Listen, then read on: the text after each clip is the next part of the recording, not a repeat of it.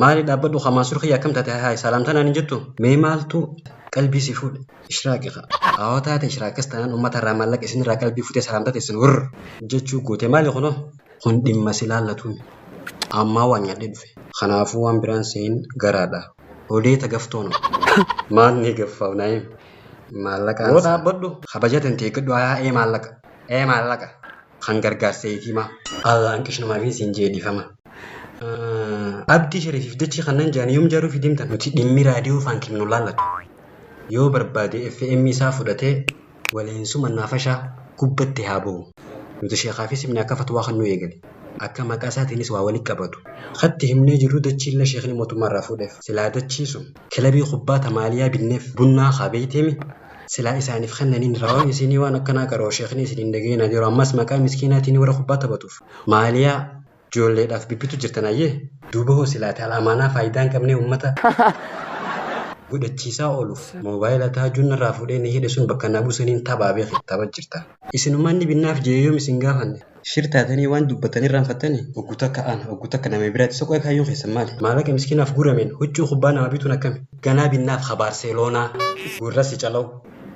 haaraan osoo kilabiin bunnaa maaliyaa dhabee rakkatu maallaqa waan biraatti baasuun kun seera dhaabbata keenyaati jahan maaliyaa binneef waanii fi garee kubbaa miilaa bunnaa yetiima ta'anii abbaan qabneef garuu kilabii maamma Yaaqoobii Saamu'eel amma ishraaq meesii bituu fi deemti yaa akhi meesii maal bittanii fi ijoollee maallaqa yetiimaatiin huccuutti bittanii akka Muhammad gootan yetiima meeqaa jira tawaan qaraatii namarraa qabu dabdii karaa dhaabu jirtu warra akkasiitiifis nuti hirreetti jirra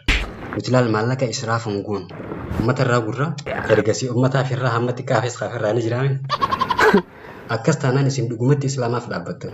yeroo uummanni rakkatee beelatti jiru kanatti isin maallaqa huccuu maaliyaatiif baasuun sirriidha dhimma kana hoolaata Imraan quba qaba Sheekhnino Abdallafaanoo quba qabani laal isaan quba qabaatanis quba qabaachuu baatanis wanni beekuu qabdu karaa biraa namta kan beeknee ni binneef laal ishraaq maaliyaa qofaa meesii isaaniif bituudhaaf deemti wali gurree maskiidaa fi